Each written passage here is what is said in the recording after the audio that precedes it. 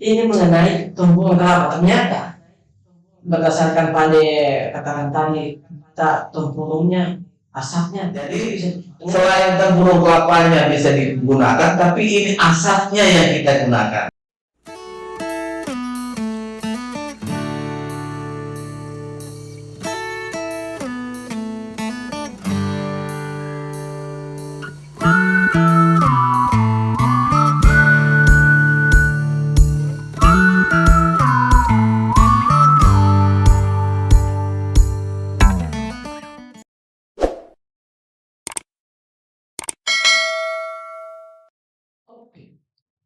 Assalamualaikum warahmatullahi wabarakatuh. Selamat pagi, salam sejahtera buat kita semua. Hai sahabat ngopi pagi, ngopi pagi seputar informasi pertanian. Jumpa lagi dengan saya Muhammad Afrianto, tentunya di podcast BSIP Sulawesi Tengah, ngobrol pagi seputar informasi pertanian. Ya, pada pagi hari ini saya ditemani seorang narasumber lagi. Ini tidak asing lagi mukanya bagi teman-teman podcast di luar sana. Sedikit informasi bahwa beliau ini adalah seorang penyuluh pertanian yang berada di kantor BSP Sulawesi Tengah. Ya, di podcast kali ini kami akan bincang-bincang ya Pak Pujo tentang asap cair tempurung kelapa. Kira-kira sebenarnya adakah asap cair tempurung kelapa itu? Kayak saya selama ini saya baru dengar asap cair tempurung kelapa. Ya, mungkin kita bincang-bincang ke Pak Pujo yang selama ini menggeluti asap cair tempurung kelapa. Ya, mungkin sebelum kita masuk ke topik asap cair tempurung kelapa, baiknya seperti biasanya kita ngopi lagi. Oke, Silakan.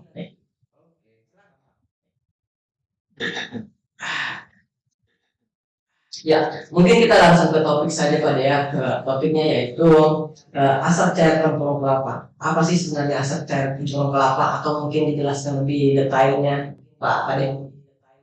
sebenarnya bagi orang awam asing sekali, karena apa nih? Saya orang tahu. Mungkin lebih banyak yang nggak tahu, tapi kita akan kasih tahu untuk pertemuan kali ini. Kita akan kasih tahu semua apa gunanya dan bagaimana cara pembuatannya. Asap cair sebenarnya kalau dipikir selama ini kan perlu diketahui bahwa di Indonesia kan termasuk produksi kelapa itu cukup tinggi, tapi rata-rata produksinya itu yang kita dapatkan, yang kita olah hanya sebatas sampai tempurung kelapa. Iya. Tempurung kelapa. Makanya saya katakan tadi itu dikatakan aneh dan istilahnya hal yang baru menurut saya. Tapi ternyata ini kalau menurut dari zaman dulu ini sudah digunakan sebenarnya. Akan tetapi tidak pernah kita sadari. Seperti halnya misalnya ada istilahnya ikan yang diasapi. Iya. Kenapa ikan itu diasapi? Supaya teksturnya rasanya tetap sama seperti rasa ikan, kemudian teksturnya lebih lembek, kemudian rasanya lebih enak. Akan tetapi sekarang kita bisa menggunakan banyak berbagai macam, sebenarnya tidak hanya tempurung kelapa sih yang kita bisa jadikan asap cair, seperti misalnya tongkol jagung boleh jadikan asap cair, kemudian arang sekam boleh, kemudian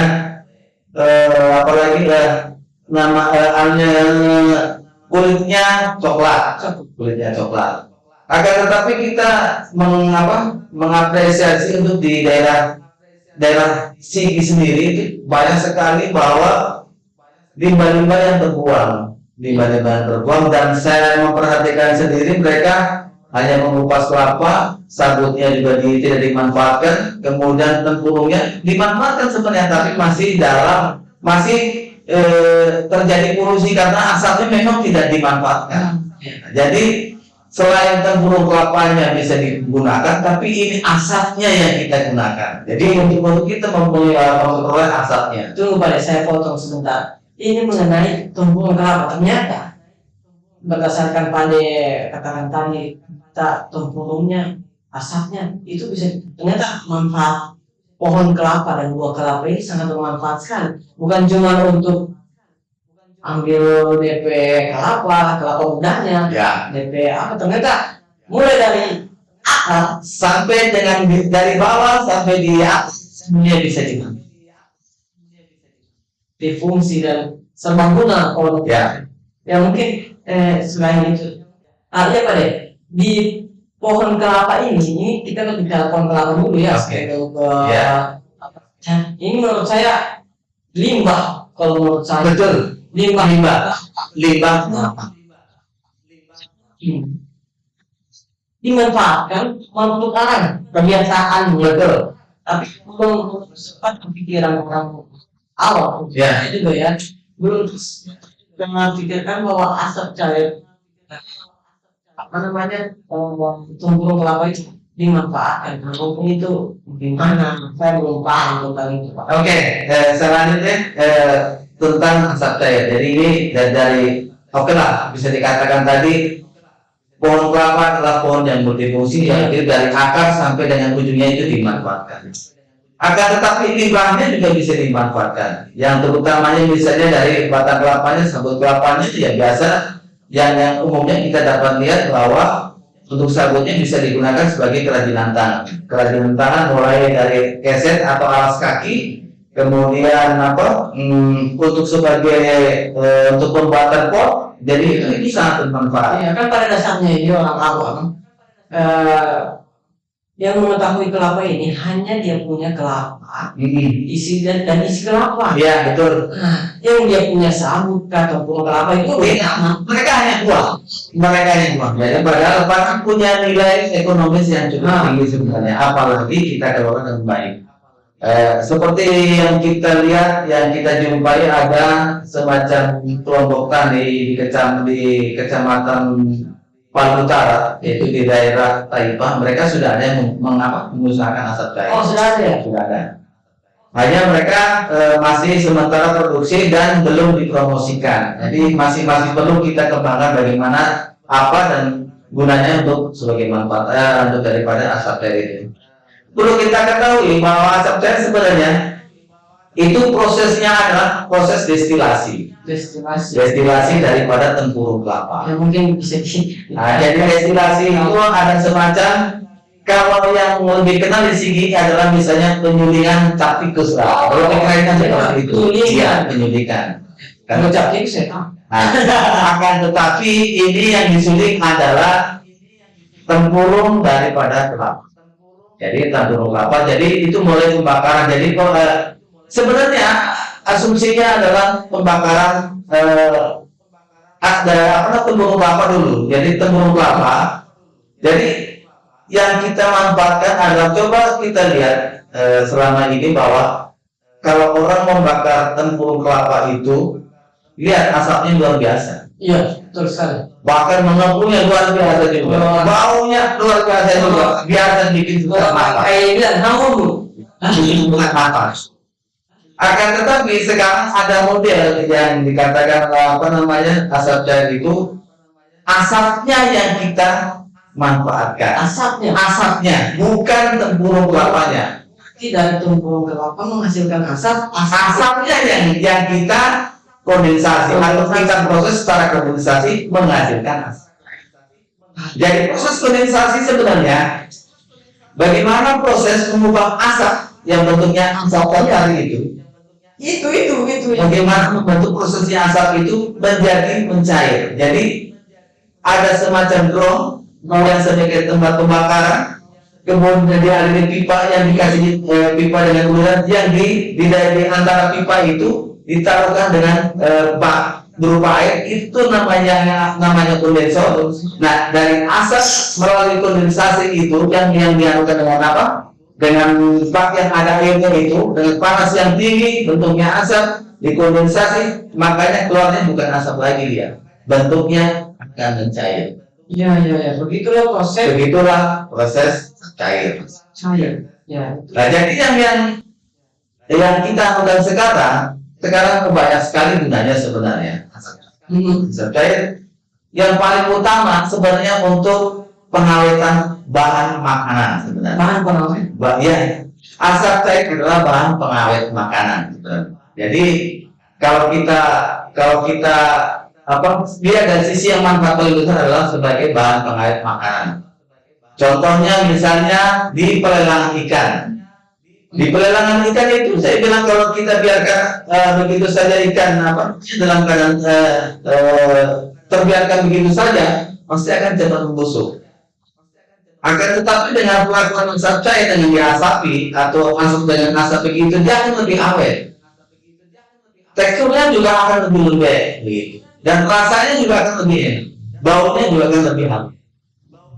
Selain asap cair untuk misalnya untuk ikan, bisa juga dimanfaatkan untuk semacam pengawetan misalnya pada tanaman pisang. Pada tanaman pisang dia akan lebih pisang kalau diawetkan dengan asap cair, dia daya tahannya pun lebih lama dibandingkan pisang yang tidak dengan pengawetan cair. Ya. Itu adalah fungsi yang paling utama. Itu salah satu, bukan cuma salah satu ya. Ya. Manfaatnya yang paling utama itu sebenarnya. Dan itu belum ditahu oleh Dan itu masih jarang ditahu oleh masyarakat. Akan tetapi dengan adanya petani yang mau mengelola, mereka butuh bantuan kita untuk mendampinginya. Sudah ada petani yang mengelola di Kecamatan Palu Utara. Nanti DSP sendiri sudah Ada pendampingan di Kecamatan Palu Utara untuk petani yang menggeluti tentang asap cair. Jadi permasalahan mereka sebenarnya, mereka itu dari pengelolaan, terlalu banyak penyakit apa semua. Nah, setelah saya pelajari, ternyata di situ ada kandungan yang bisa menanggulangi bahaya, misalnya tentang untuk mengendalikan hama dan penyakit. Hama dan penyakit. Seperti misalnya tanaman cabai. Tanaman cabai pada umumnya biasanya keriting. Kemudian di dalam cabai yang keriting itu biasanya banyak sekali semut. Itu bisa untuk mengendalikan semut. Jadi kalau tanaman cabai diberikan asap cair, itu biasanya bebas dari semut. Jadi semut tidak suka dengan yang semut. Karena apa? Ini asamnya asam kuat, asam yang sangat asam. Kemudian dari sisi lain, dari sisi kesehatan juga ada gunanya. Ini juga digunakan. Contoh dari segi kesehatan, pertanian dari misalnya juga. Karena untuk coba misalnya sakit gigi, obat sakit gigi yang termasuk paling mujarab itu asap cair. Pada sakit hati. Jadi caranya mudah, dia hanya dengan disemprotkan. Kalau disemprotkan biasanya tidak kuat. Jadi biasanya dimasukkan dimasukkan ke dalam lubang gigi yang sakit. Tunggu saja pada 5 menit pasti akan sembuh. Karena saya sudah mencoba. Ya. Jadi semuanya saya sudah coba, mulai dari sakit gigi untuk dada. Di sisi lain banyak lagi. Jadi kita gunakan untuk di sini untuk pertanian organik ini digunakan untuk pengendalian hama dan penyakit. Oh iya, berarti bisa kita dengar sama-sama teman-teman ngopi bahwasanya asap cair ini bermanfaat sekali untuk di lingkungan masyarakat, mulai dari sektor pertanian, baik dari kesehatan. Bisa kalau di sektor pertanian, salah satunya tadi Pak Dewa Pujo bilang untuk mengatasi atau mengendalikan semut ya. Ketika ada pertanian yang ada semutnya, bisa dikendalikan dengan cara menyemprotkan. Nah, kemudian dengan pengawetan. Untuk pengawetan. Bisa juga. Kemudian dari segi kesehatan tadi bilang bagi sampai sakit gigi.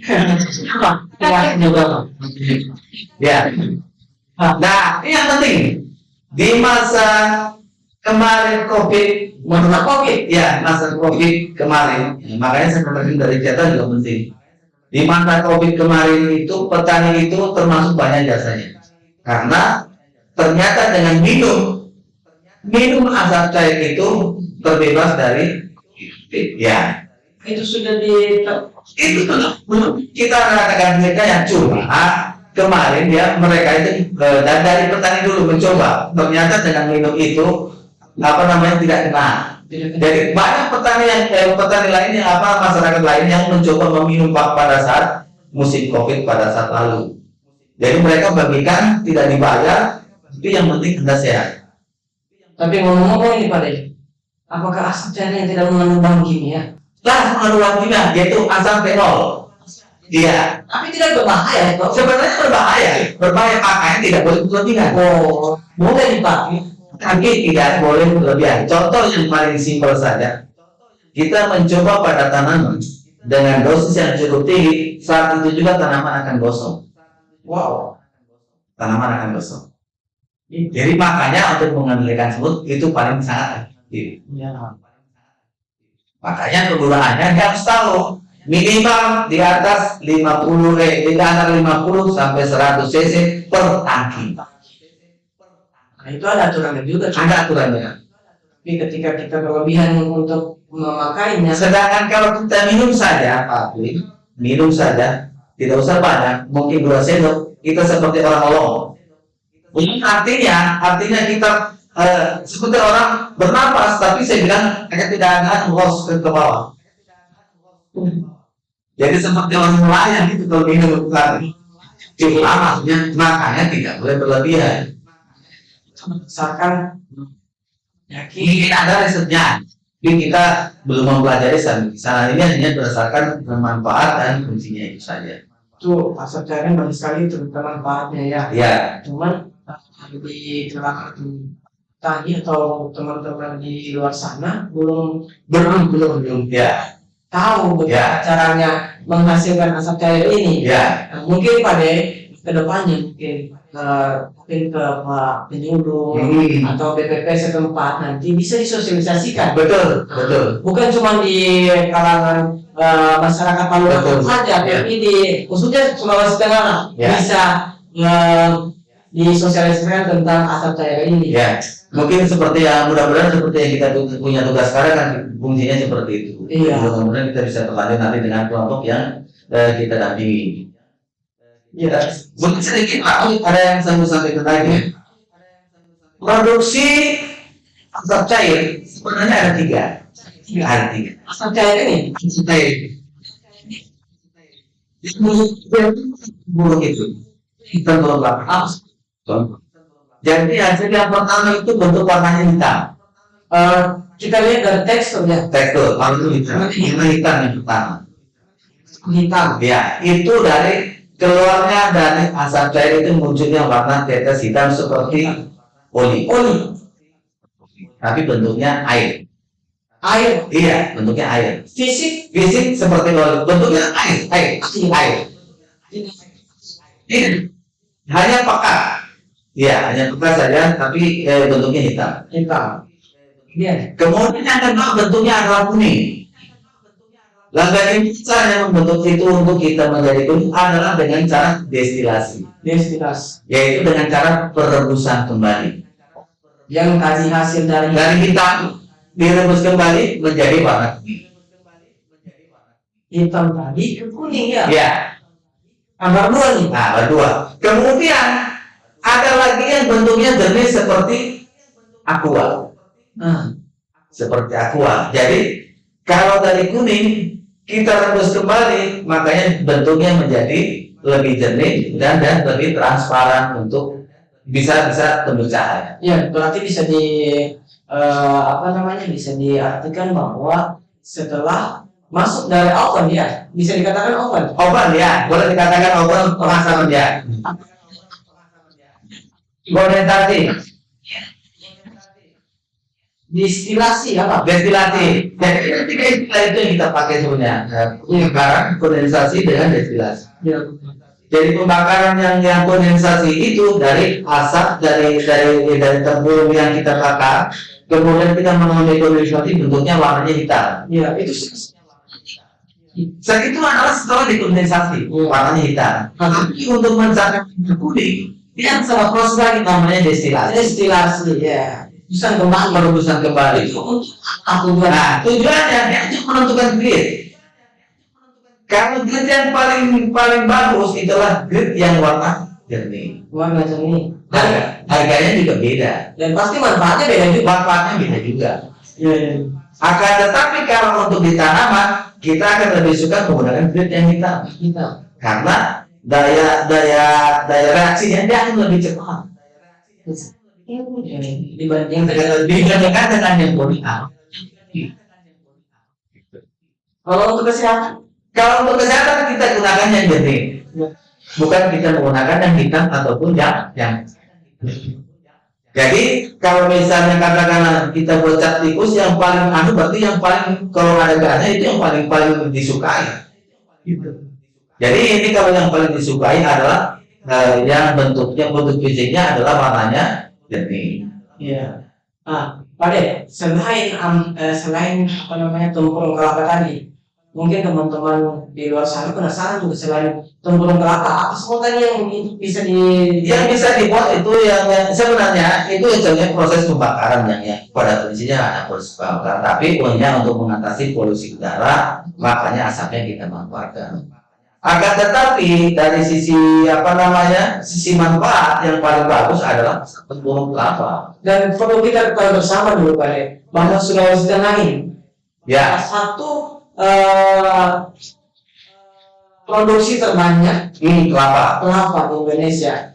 Mungkin itu saya kurang tahu berapa banyak per tahun itu, berapa ton per tahun. Yang jelasnya Sulawesi Tengah sebagai produsen kelapa yang berada di Sulawesi Tengah. Kenapa seperti itu? Bisa kita lihat bersama-sama kenapa banyak petani kelapa di luar sana membuat dia punya sabut kelapa dan sabut kelapa. Sebenarnya di daerah Kabupaten Sigi sendiri, di bagian kecamatan dulu untuk Kupang itu paling banyak. Saya lihat mulai dari sabut kelapa aja. Mungkin itu bisa dijadikan asap cair juga. Sebenarnya bisa dijadikan asap cair, makanya sebenarnya bisa kita kategorikan, tapi dari sisi grid dia akan berbeda dengan tempurungnya. Makanya asapnya lebih baik kita gunakan untuk kerajinan. Kalau dari sisi teknologi yang sederhana yang bisa kita pakai, kemudian tempurungnya kita bisa gunakan sebagai asap cair. Jadi selain menghasilkan arang tempurung kelapa, kita juga menghasilkan asap cair. Berarti dia ini dapat satu kali produksi. Dapatkan dua produksi. Ya. Pertama arang tempurung kelapa, yang kedua adalah asap. Karena asap cair kan selama ini aja tidak digunakan. Makanya kita mencoba bagaimana cara menggunakan. Karena kita melihat nilai manfaatnya lebih. Pengalaman saya mungkin sama dengan teman-teman di luar sana. Proses pembuatan asap cair ini setelah kita masukkan itu tempurung kelapa, selesai dibakar, itu menjadi abu dan ternyata yang dia betul, karena itu prosesnya dengan posisi kedap udara. Berarti tidak ada udara yang masuk dari luar, sehingga dia tidak bisa terbakar seperti tidak akan terbakar. Makanya asapnya itu pasti hanya akan mengepul ke atas, tapi itu dia tidak jadi mengepul karena apa? Sudah dikondensasi menjadi cair. Tadi sudah kita ketahui bagaimana cara mengolahnya, mulai dari memasukkan tempurung kelapa mungkin di tangki atau dibikinkan seperti tempat penampungan. Kemudian seperti yang kami sampaikan tadi, ada proses cara destilasi, kondensasi, dan destilasi itu. Mungkin perlu diperhatikan mungkin apa yang perlu diperhatikan ketika mungkin teman-teman di luar sana ingin mengupayakan atau mencoba untuk pembuatan asap cair. Apa saja yang perlu diperhatikan? Sebenarnya yang perlu diperhatikan simpel saja. Kalau misalnya katakanlah membuat yang sangat mudah, misalnya kita hanya yang perlu perhatian pada prinsipnya adalah bagaimana cara membakar supaya kedap udara. Jadi bahan yang simpel kita gunakan untuk sementara ini, kita hanya bisa menggunakan drone yang dirakit sedemikian rupa, kemudian dibikin tempat kondensasinya, kemudian dibikin tempat outletnya atau tempat keluarnya di situ untuk bisa menghasilkan daya. Dan itu yang prinsip yang adalah kondensasi tertutup. Dan perlu diperhatikan lagi pabrik, ada banyak sebenarnya kegunaannya yang daripada itu selain apa? Selain dari yang tadi saya sampaikan itu kesehatan yang itu saja. Pada prinsipnya kita memanfaatkan limbah ini terbuang begitu saja, tidak menghasilkan, sementara kita juga butuh uang untuk tambahan. Nah, itu bisa menjadi tambahan untuk kehidupan kita. Karena kita ingat bahwasanya kita perlu membuat berkreasi, mencari nilai tambah sendiri. Contoh misalnya itu kalau yang hitam itu nilainya lebih rendah dan harganya lebih murah. Jadi kita menjualnya umumnya itu hanya sekitar 15.000 sampai 25.000 per liter. Tapi kalau yang warna kuning itu harganya 50.000 sampai 75.000 per liter. Kalau yang warnanya kuning di atas 100.000 per liter. Ini bisa jadikan penghasilan tambahan ya. Adik. Selagi tanaman kelapa itu banyak fungsinya dan dia punya limbah, itu bisa dimanfaatkan untuk asap cair tadi. Dan tentunya ketika kalau kita olah itu dengan baik dan itu sudah dimanfaatkan untuk para petani atau untuk kesehatan lain, itu pasti orang cari. Betul. Dan orang cari tidak mungkin orang mau minta. Betul. Minta dulu terus ada. Karena pengalaman dari petani mereka itu pertama membagi, kemudian minta lagi. Jadi saya bilang, saya sampaikan kalau minta 1 kali 2 kali boleh, tapi yang kalau ketiga kalinya harus beli, karena kita berupaya itu bisa mendapatkan nilai tambah. Jadi pertama kedua oke mencoba ya, tapi yang ketiga kali kalau bisa jangan mencoba terus, kalau bisa membuat atau membeli. Ya betul sekali. Ya mungkin di kalangan para petani yang di luar sana mohon dicoba ya. Dicoba. Karena ini istilahnya belum terlalu viral menurut saya. Masih asing. Asap cair. Ya. Asap itu sebenarnya asap ini bentuknya asap. Bagaimana mau mencair? Kalau es batu tadi mencair. Ya. Kalau teh kayak tadi misalnya. Cair. Oke. Ya, tapi pada dilihat dari asap cair ini mungkin yang orang-orang luar sana sudah ada mungkin riset ya. Iya. Kalau riset asap cair sudah ada. Ya sementara ini kemudian kemarin menurut dari petani yang ambil sama mereka ada sementara diriset oleh mahasiswa Universitas Tanggerang. Wah, ini luar biasa. Ini mudah-mudahan kita bisa mendapatkan info hasilnya seperti apa setelah selesai mereka. Ya mudah-mudahan dia punya hasil. Ya. Wadidaw. Dan kalau hasilnya itu baik, diharapkan para petani kelapa harus dicoba dan diterapkan di mungkin siapa tahu ada para petani yang di luar sana juga mau tanam. Betul. Siapa tahu jadi obat sakit gigi. Betul. Bisa buat hilang sakit giginya. Ya Pak. Ya. Bagaimana teman-teman ngopi sekalian, tertarik pemilu tidak untuk mencoba bagaimana cara untuk membuat asap cair? Kalau pemilu yang di luar sana penasaran, silakan hubungi kami di BSIP Sulawesi Tengah dan hubungi juga penyuluhnya. Di sini ada Pak Pujo selaku penyuluh. Tidak lain. Kita dapat bidang mentor.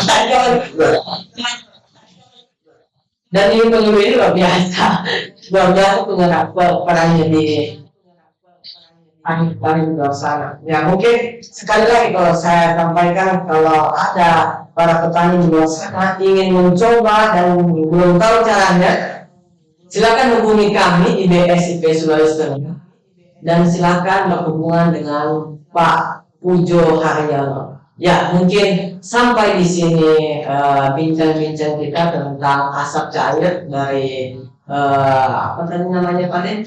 Asap cair dari Kebun kelapa. Ya. Semoga informasi yang kami sampaikan, yang Pak sampaikan tadi, bisa diserap oleh para pendengar di luar sana, khususnya para petani, dan khususnya para petani kelapa harusnya. Ya, betul. Ya. Dan pada itu cuma jadi arang, bisa dimanfaatkan lagi jadi apa ya? Jadi satu kali jalan dua